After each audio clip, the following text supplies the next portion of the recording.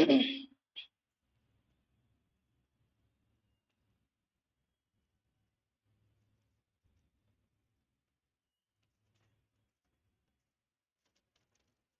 so hello everyone, welcome to Resultant, your AJ YouTube channel. I welcome you all. So please come and join your class and then we'll start with our non-tech express.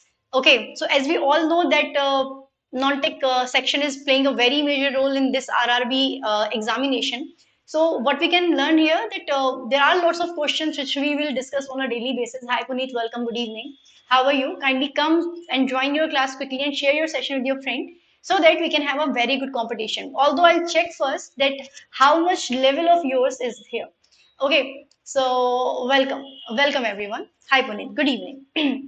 So yes, we have a session named as Non-Tech Express. But before starting with the session, go ahead, subscribe, Resultant, and it's again our AJ channel of yours. Again, if you like that approach of us, so go ahead, subscribe us, share us, and again, mark your attendance while liking the session, right? Then we have RRB JE 2024 non-tech batch. Here, if you want any kind of support, you can connect with us on 799-131-0416. And Risha ma'am and me together are going to cover that entire syllabus, right?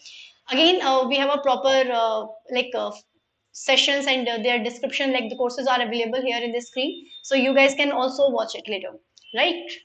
Again, we have the focus batch for RRB JE CBT 1 non-tech examination, which is available in English language, where you will get the live and the recorded classes. You will get the PYQ solutions, quiz, test series, and the doubt sessions as well.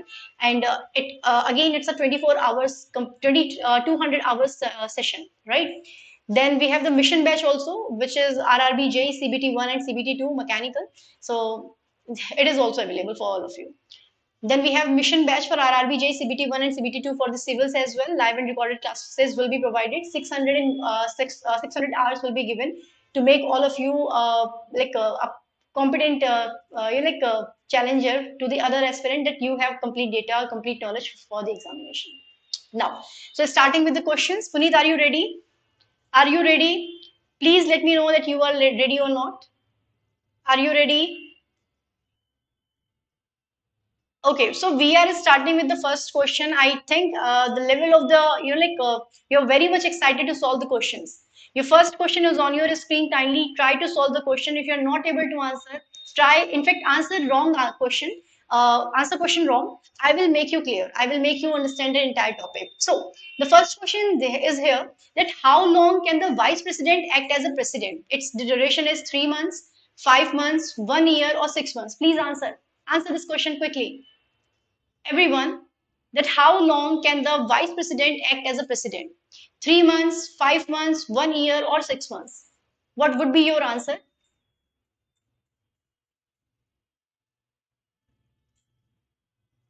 Okay, if we take a condition where the president is not working as a president, so on his post, we generally say that the vice president of India will act, right? Like a acting president of the country.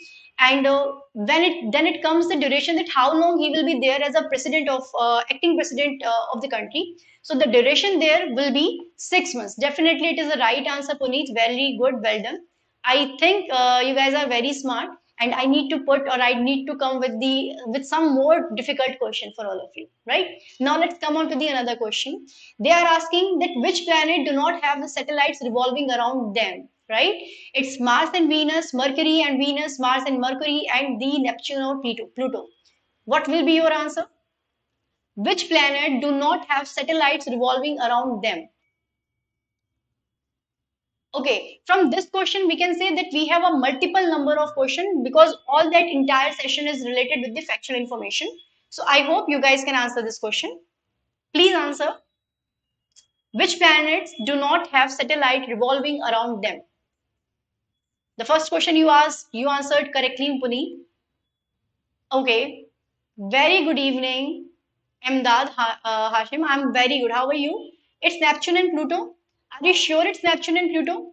Who will going to correct him? Puneet? Okay, who will going to correct him? Okay, let me clear this one thing. See, if we are just trying to understand the entire topic of the universe and the solar system, we will see that we have a lot of planets. Not a lot of planets. We have namely 8 planets named as Mercury, Mars, Earth, or if you are arranging them in sequence, so you will say we have Mercury, we have Venus, we have Earth, we have Mars, we have Jupiter, we have Saturn, we have Uranus, we have Neptune, right? We all have all that 8 planets. Now, in all that 8 planets, if we are talking about like which planet do not have any, like any satellite revolving around them, so the answer would be B. It will be B. Okay, so Mercury and Venus does not have any satellite surrounding revolving around them. Now another question, like if we say that we have Mars, so we have Mars has two satellites. First is Phobos, and the second one is Deimos. So Deimos and Phobos are the satellites of the Mars. Venus does not have any, like any satellite, but Venus has a quality, like you will call it as a evening star or the morning star. You will also say that Venus, if we do talk about the Venus, Venus is the hottest planet of the solar system. If we do talk about the Mercury, it does not have any satellite, but it is the nearest and the smallest planet of the solar system. If we are talking about the Pluto, so Pluto got, like out from the category of the planet, and it is now a dwarf planet. So we can say we have Pluto as a dwarf planet. When we say that we have a Uranus or Neptune, so we can say Neptune is a planet which is bluish in color, and again it is the icy most, or it is the very cold. It is very cold planet of the or coldest planet of the solar system. So again, it has 14 satellites. Okay, so I will ask another question to all of you. Please answer that which satellite or which planet has maximum number of satellites. Which planet have maximum number of satellites? Any idea, anyone? Any idea, anyone? We have namely 8 planets. All that 8 planets have their, like somewhere, if we are eliminating Mercury and the Venus, they do not have any satellite, but rest of the other 6 planets have their own satellites. So which planet do you think having more number of satellites?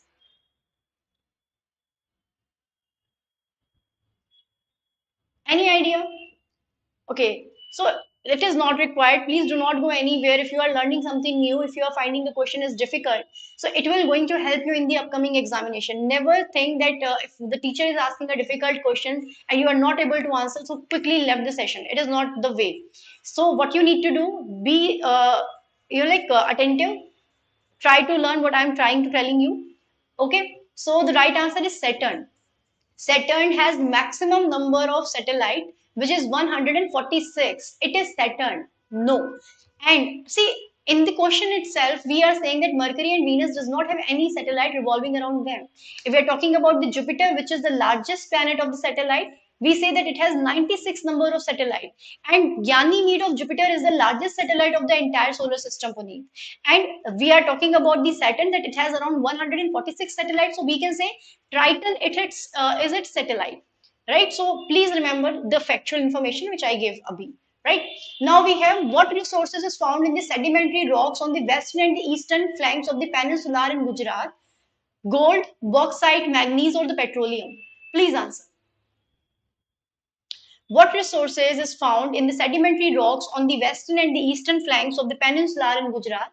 It's gold, bauxite, manganese, and petroleum. Challenge yourself that you can solve as difficult question as it is appear, or as it will come. So you will be able to solve that question. You don't know, na? Like the previous examination took place in the year 2019, and it's already passed 4 years after that. We have not conducted, like RRB had not conducted any examination. So what we can say that definitely the level of the question will be high. So you should know the answer.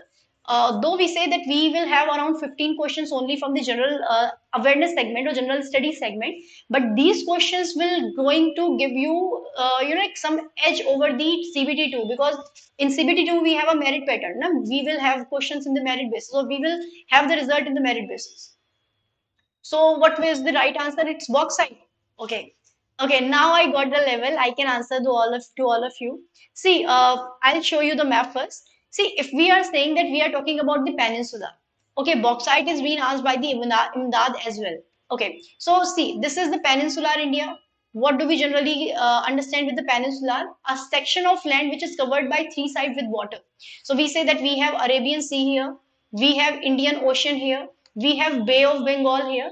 Okay, and in the same way, we have Kerala, we have Tamil Nadu, we have Karnataka, we have Andhra Pradesh, we have Telangana, we have Odisha, we have West Bengal, we have Goa, we have Maharashtra, we have Chhattisgarh, we have Jharkhand, and we have Gujarat. Upper above them, we have Maharashtra. So we are talking about the Gujarat, and we are talking about the sedimentary rocks. So generally we say that we have classified rocks into three categories: the igneous rock, the sedimentary rock, and the metamorphic rock. So generally when we do talk about the sedimentary rock, so we say the rocks examples are coal. If you are getting coal somewhere, so you can have the idea that there you will get lots of sediments, right? You will get lots of fossils. So in that way we can say we have petroleum. Petroleum is the example of the sedimentary rock. Coal is the example of the sedimentary rock. You can put it here. And if you are going towards the Gujarat, so you will say in the eastern flanks of the Gujarat, you will get petroleum. So that is why we have Koyali. Koyali is the refinery which is available in Gujarat. Okay, Bombay High, if you have heard about it. If you heard about the, like if you are going to the Makum, Assam. So Makum is also a refinery. We have generally 18 refineries available in our country. Out of them, Koyali is very famous. If you're talking about the Makum is also very famous. Numaligarh, Assam is also very famous. Okay, Mumbai High is also very famous, right? So the answer of the question is D, that is petroleum. Then we have the another question. There they are asking that which among the following is a part of the permanent executive in India? Prime Minister of India, Chief Ministers of any state, Defense Minister of India, or the civil servants? Which will be the right answer, everyone? What is the right answer? Please answer, everyone. See, if you are scoring well in the non-tech segment, you will then only be able to appear in the CBT 2 examination. So, and you all know that the number of population is increasing day by day. The awareness regarding the examination is increasing day by day, and number of applicants is also increasing day by day. So, when the number of applicants are increasing, applicant is not only preparing for the RRB examination, they're also preparing for the other examination available. So ultimately, you can say they have good amount of knowledge. So you are competing with them. So you cannot say because these type of questions generally do not ask generally are not asked by the RRB. So we will not learn them. Your competitor will be learning all these questions now. So you need to make your standard a little bit high. Very good Imdad, very good Puneet, very good Divanshu. The right answer is D. Okay, ma'am, can I ask something? You deal whole GK, GS, physics, chemistry, and biology? Yes. Yes, Vasant Reddy. I will going to deal with all the entire general studies segment where you will get history, polity, geography, economics, current affairs, static GK, that is the miscellaneous facts, and the PC of B, that is physics, chemistry, and biology. Okay, I will going to deal with all of these segments. So the answer of the question has already been given right by all of you. The right answer is D, that is civil servants. See, generally we say that we have a lot of politicians available. Okay, not each and every politician is that much educated or that much qualified that they can handle all the systems of the government, right? So for helping them, we have a proper mechanism available where the civil servants help them rectify the data, provide them, and they guide them that you need to create your speech like that you can convince the people of the country that they should vote you, right? So for all the administrative tasks, we have the permanent executives of body in India, in the executives of India, that are civil servants. Okay, so the right answer is D. Very nice, well done, everyone.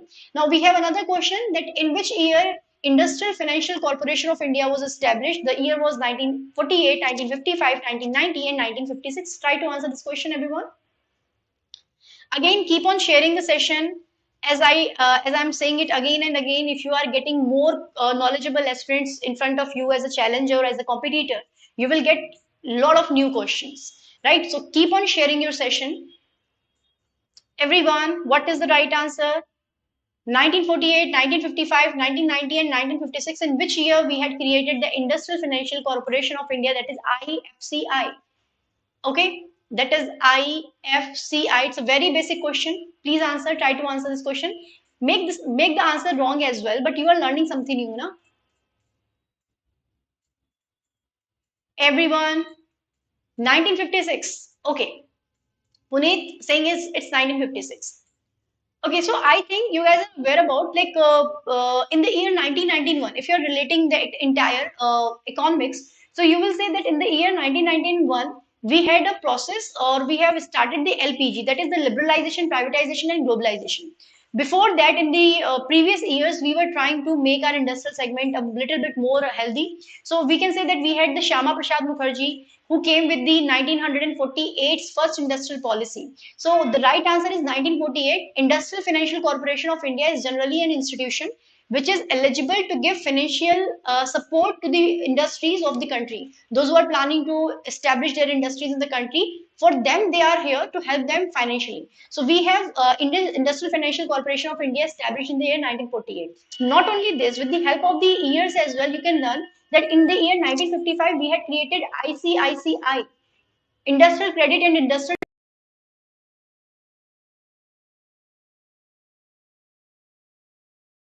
1990 we had the SIDBI, that is Small Industrial Development Bank of India. So in that way, you can also learn all the facts, right? Now let's come forward to the another question. The question is like, who wrote Ravan, the Enemy of Aryavarth? Okay, it's Arundhati Roy, Kiran Desai, Chetan Bhagat, and Amish Tripathi. The kind of books are generally asked in your examination. So here we have one of them. Please try to answer this.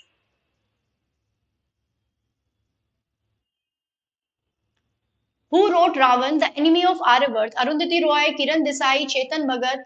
Half girlfriend, I think everyone knows about the half girlfriend, right?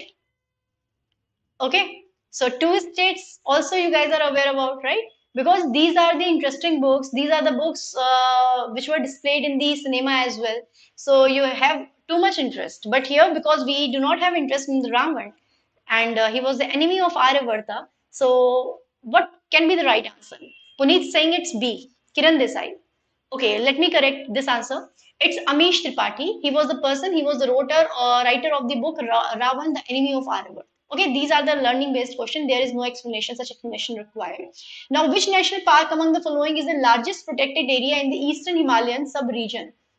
Right? We have Bandipur National Park, we have Kebul Lamjaw National Park, we have Jim Corbett National Park, we have Namdapha National Park. Please try to answer this question. The answer of the previous question was Amish Tripathi. Please answer this one as well. What is the right answer? Everyone. Bandipur, Kebul Lamjaw, Jim Corbett, or the Namdafa?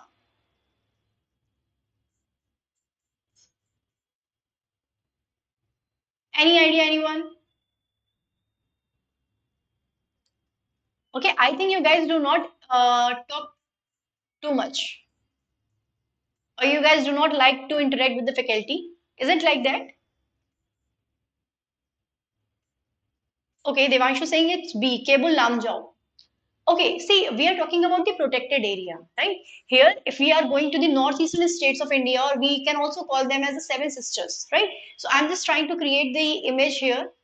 That is the northeastern states of India, or we can also call them the Seven Sisters. So see, we have Sikkim, we have Bhutan. It is not the Indian states, a separate country. We have Assam here. We have Meghalaya. There you will get Garo Khasi and Jaintia mountains. We have Arunachal Pradesh. We have Nagaland. We have Manipur. We have Mizoram. And we also have Tripura here, right? So these are excluding the Sikkim. We have these seven sisters of northeastern states of India. Exactly. If you're talking about the Kebul Lamjaw, so you will get that in the Manipur state of the northeastern states of India. If we are talking about the Jim Corbett, you will get that in Uttarakhand. You know, Jim Corbett has its unique or new name, which is Ram Ganga National Park. Ram Ganga National Park. Earlier, before calling it as the Jim Corbett, we used to call it as the Heli National Park, because Sir Malcolm Halley was the person who established it in the year 1936. So it was the first national park of the country. And if we are talking about the Namdapha National Park, so it is located in Arunachal Pradesh. Arunachal Pradesh. And it is located, it is the protected area, because we have the China over it, hai na? And generally China try to invade or expand its territory. So we can say we have D, that is Namdapha National Park, which is the largest protected area in the eastern Himalayan range. Okay. Now we have ammonia formed in our body is converted in urea by Liver, gallbladder, kidney, or the urinary bladder is a very, very important question, very basic question. Okay, please try to answer this question. Ammonia formed in our body is converted in urea by. Nowadays, I'm facing the same issue. Okay, so you guys can also relate all these factual information in the form of questions, which will going to help you in the examination, not only in the examination, but in your personal life as well. So we have ammonia, which is formed in our body, is converted in urea by which of the following, like a group of organ or which organ of the body? It's liver, gallbladder, kidney, or the urinary bladder. Try to answer this question. Okay, Puneet saying it's kidney.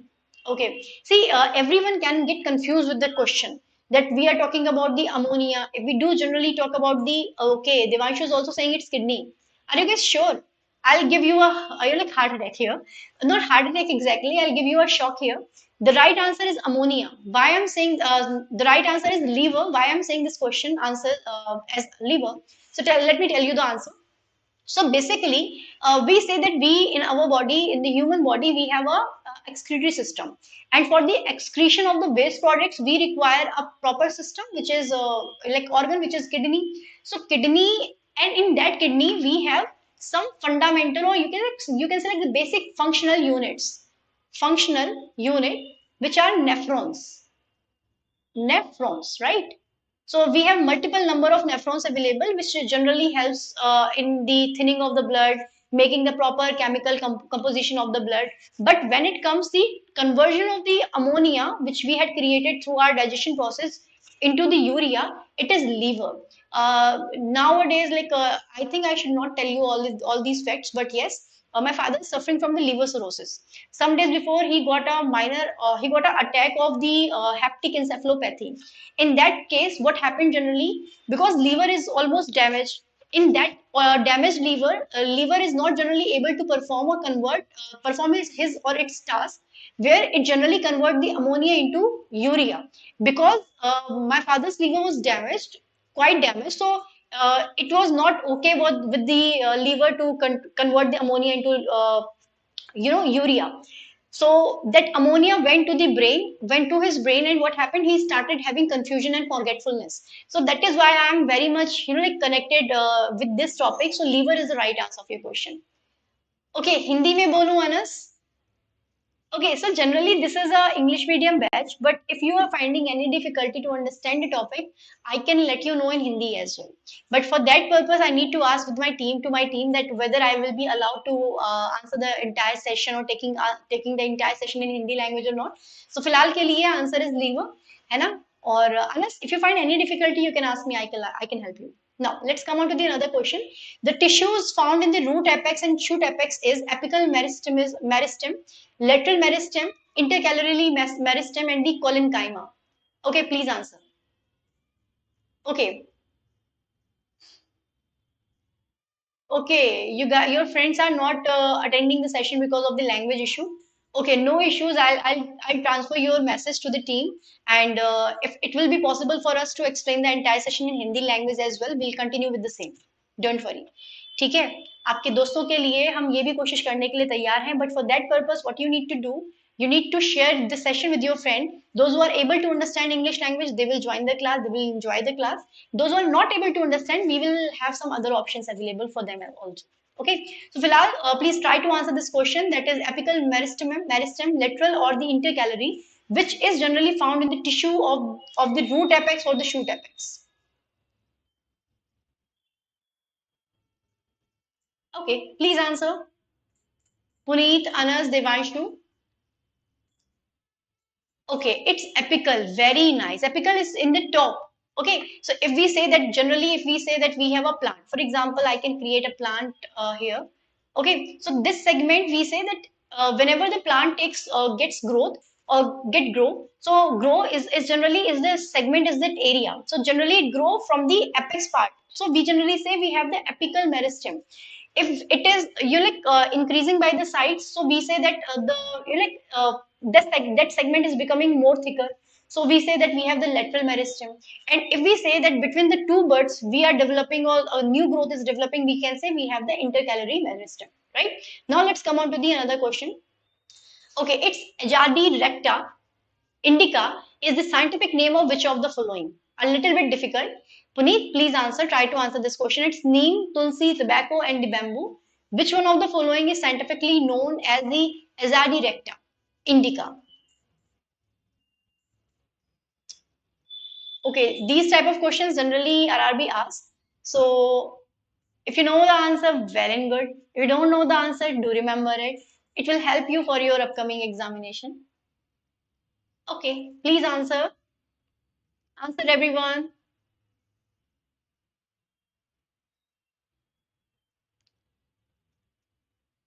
Very good, Sai Kumar. Very good, Suresh. Very good. It's neem. Neem is generally considered as Azadi recta indica. Okay, so we all know that we have neem tree available in our nearby areas. Now, who is the chairman of the 16th Finance Commission? This is something which is related to the current affairs. It's Soumya Kanti Ghosh, it's Manoj Pandey, Arvind Pangadia, or the Ajay Narayan Jha. What will be the right answer? 16th chairman of the 16th Finance Commission. Who is the chairman of the 16th Finance Commission? It's Soumya Kanti Ghosh, Manoj Pandey, Arvind Pangadia, or the Ajay Narayan Jha. Are you guys connected with the current affairs? Vinesh Fogart, you know about the Vinesh Fogart? What happened to her? She lost the gold medal of from Olympics and she got disqualified from the Olympics because she increased you like increased 100 grams of the weight. Okay, Sai Kumar saying C. Exactly, it is Arvind Pangadia. The right answer is C. Very nice. Well done. Very good, everyone. Now, who became the first Indian women to serve as a jury member at Summer Olympics in Paris? It's PT Usha, Bilkis Mir, Mary Kom, or Saina Nehwal. What is your answer? Which one of the following has become the first Indian women to serve as the jury member at the Summer Olympics in Paris? PT Usha, Bilkis Mir, Mary Kom, or the Saina Nehwal? Please answer, everyone.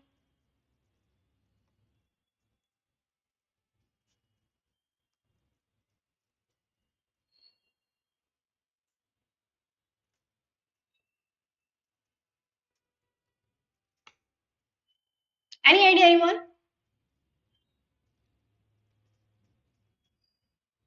Okay, this is something new. Puneet saying it's APT Usha. Piru wala tika par milusha.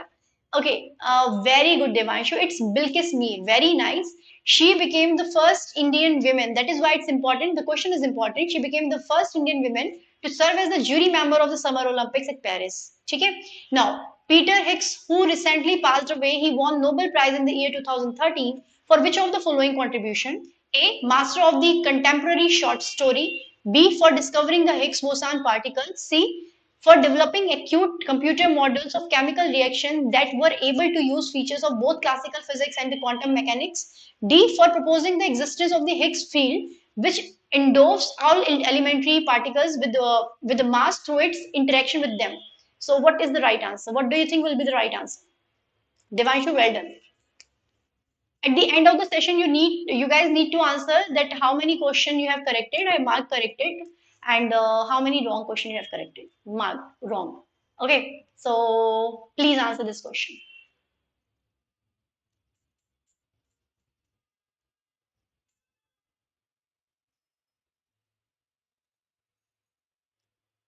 Any idea, anyone?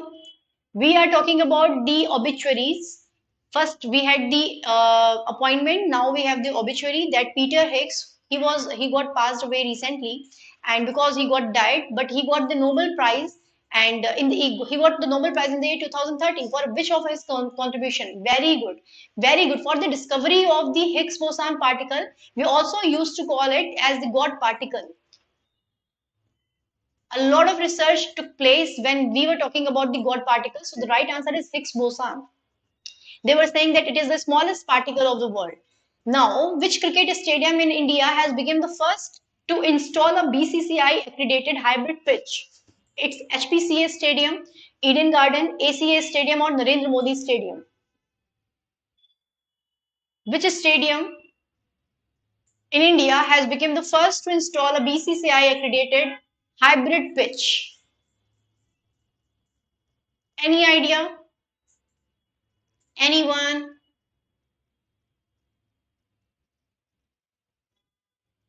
Please answer.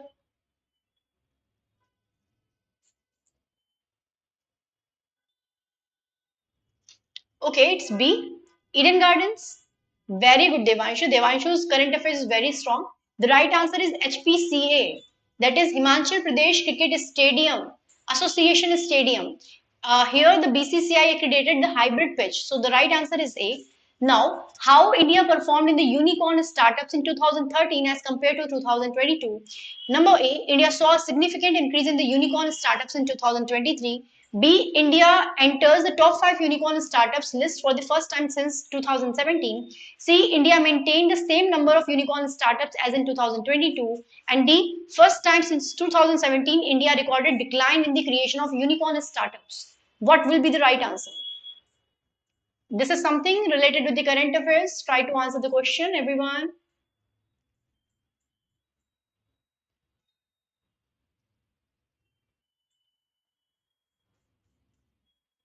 What will be the right answer, everyone?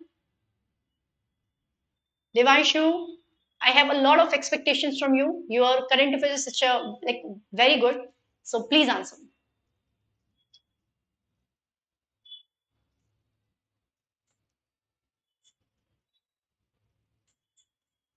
So I think I should answer the question. Puneet saying it's B. India enters the 5 unicorns. See, generally post COVID-19, we generally do not have developed any unicorn segment. So we can say we have seen the first time since 2017 decline in the creation of the unicorn startup. So the right answer is D. Then, what was the rank of India in the World Cybercrime Index 2024? It's 76, 55, 10, and 15. What will be your answer? Everyone, please answer, everyone.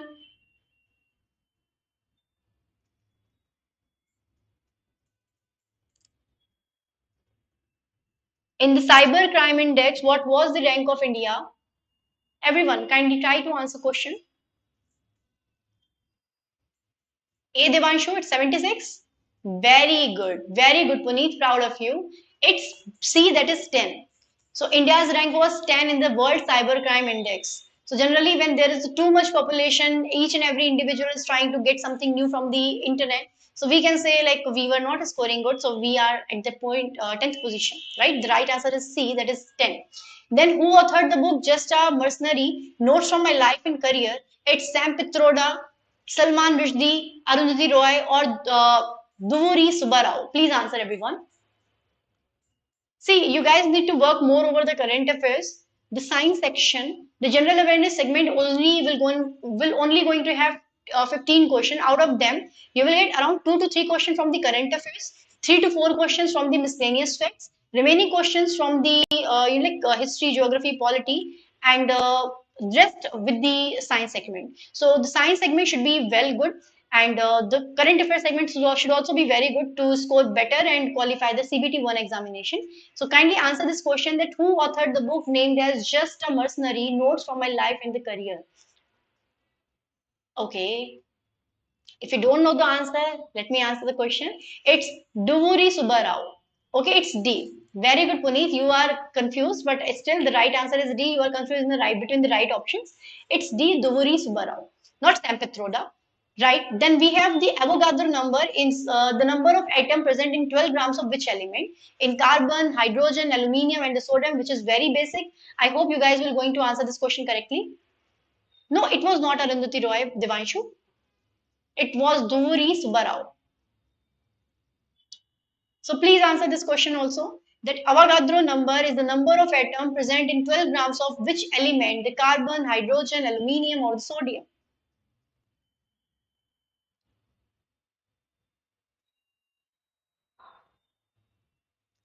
Okay, any idea, anyone?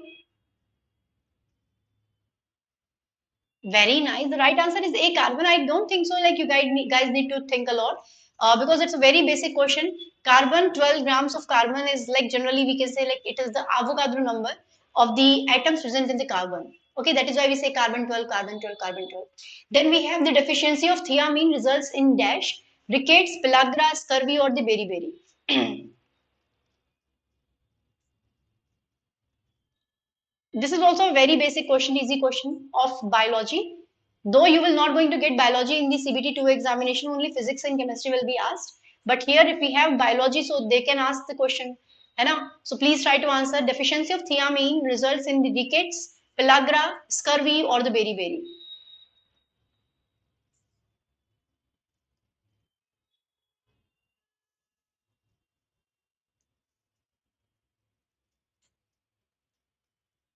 Okay, it's beriberi. Very good, Sai Kumar. See, generally, if we are talking about rickets, so it is due to the deficiency of vitamin D or vitamin D.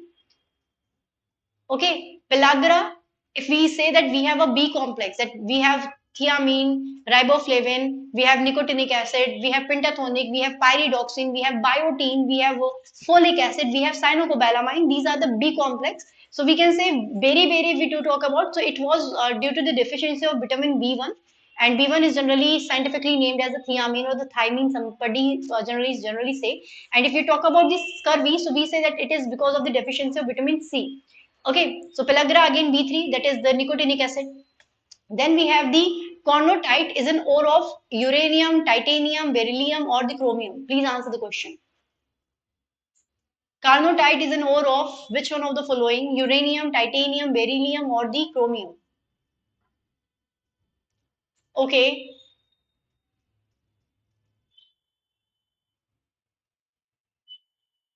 carnotite. We always generally like see the questions in the examination like aluminium is the ore of like which one of the following? Bauxite is the ore of which of the following element? So here you need to answer that carnotite is the ore of which of the following element? Uranium, titanium, beryllium, or chromium? You need to think that much. Very good, Devanshu. The right answer is A, that is uranium. Uranium is, carnotite is the ore of uranium, okay, which is responsible for giving us too much power. Now, what is the frequency range of the audible waves? It is between 20 hertz to 20,000 hertz, 21,000 to 24 hertz, 24,000 hertz, 25,000 to 30,000 hertz, or the 31,000 to the 40,000 hertz. Very nice. Here we will get answer quickly, na? Because the question is quite easy. Puneet says it's 20 between 20 hertz to 20,000 hertz. Okay. What about the others? What's your answer is?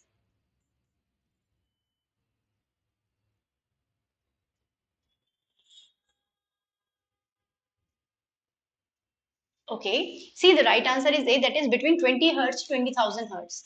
It is generally the range of the audible sound waves, right? Now, if a glass prism is placed in the contact of sunlight, which of the following rays will be refracted the least, right? It's red, blue, green, and yellow. Answer the question. Again, a very quite easy question. If a glass prism is placed in the contact of sunlight, which of the following ray will be refracted the least? Red, blue, green, and the yellow.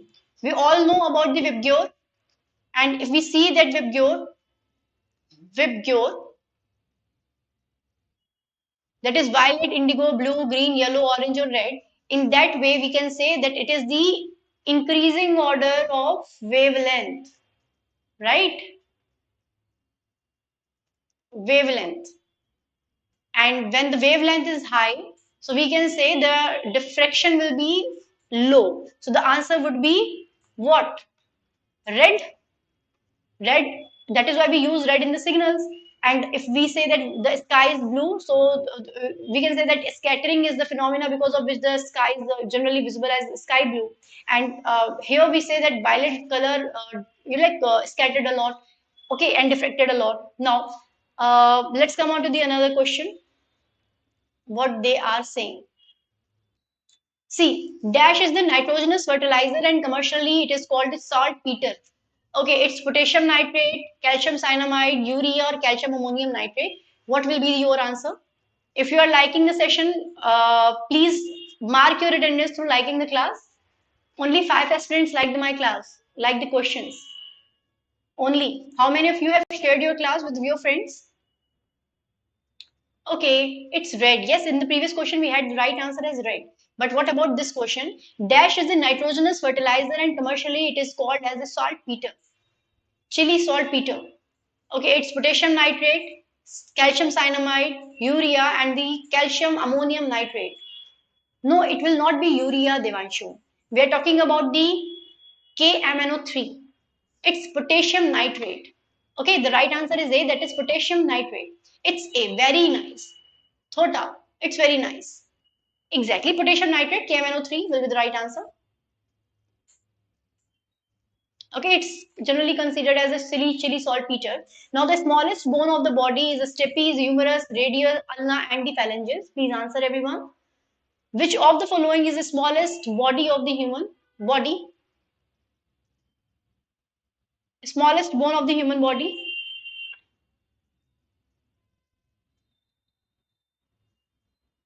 Which one of the following is the smallest bone of the human body? If we say that we have the smallest bone, we say that we have the largest bone as well. Okay, you need to answer both of them. Okay, it's stapes.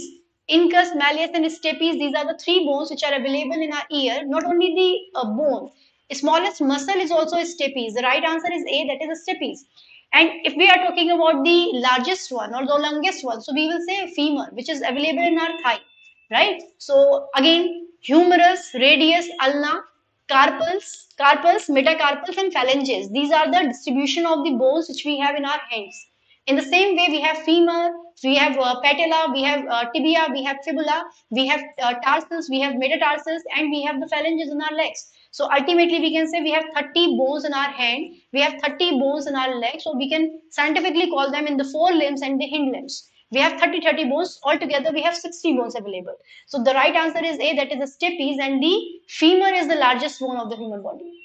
Now, the normal blood pressure of a healthy person is dash, that is A option 110 by 70 mmHg, 120 by 90 mmHg, 120 by 80 mmHg, or 120 by 100 mmHg.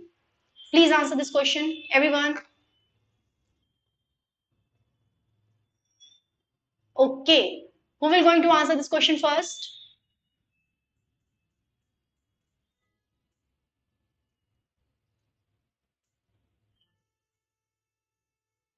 120, 80. Very good, Tota. Very good. The right answer is C, that is 120 to 80.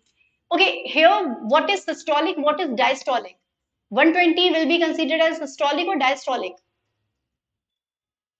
120 will be systolic or the diastolic? Okay, answer systolic and diastolic in the comment section. In after, because this is the last question of your day, of your entire non-tech express first session, so we'll have same type of question tomorrow as well. So be ready, be ready for the same type of difficult question tomorrow, in your tomorrow non-tech express session. So I hope you like the session. I hope you enjoyed the session. If you like the session, if you enjoyed the session, go ahead and download, not download, go ahead and subscribe the Resultant AJ YouTube channel, and like the session, share your session, and download the Resultant application from the Play Store as well. Very nice, very good, Sai Kumar. Systolic is 120 and diastolic is 80. Diastolic is generally considered as the low blood pressure. Systolic, whereas on the other hand, considered as the high blood pressure. Okay, so 120 is systolic and 80 is diastolic. Right, so I hope you guys like the session, and if you liked it, go ahead and share your class with your friend. Thank you so much, everyone, for joining the session. We'll meet tomorrow in the same time, that is 7 p.m.